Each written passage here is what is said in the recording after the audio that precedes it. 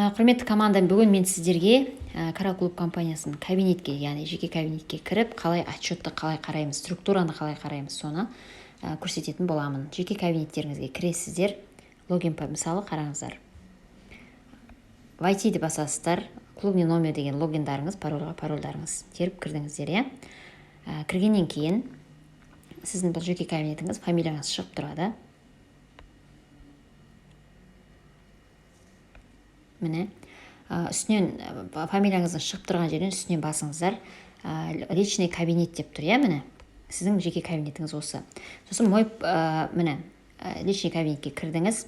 Мынау сіздің реферальный ссылкаңыз, аты жөніңіз барлығы шығып тұрады. Мына жоғарыда үш нүктені бассаңыздар, рабочий стол, моя структура, интернет-магазин, трансферный счетмен тұр осы жерде.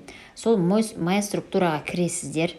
Міне, отчеты по структуре дегенді қарайсыздар. Міне, отчеты по структуре, міне.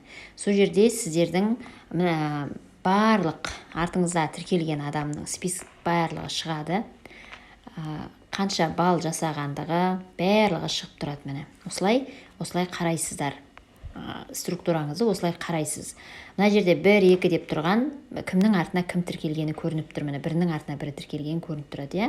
Скачать етіп алуға болады. Мына скачатьты басып, скачать етіп алуға болады. Мысалы, қазір апрель дегені, марттағына солай қарай аласыздар. Осылай структураны осылай қараймыз.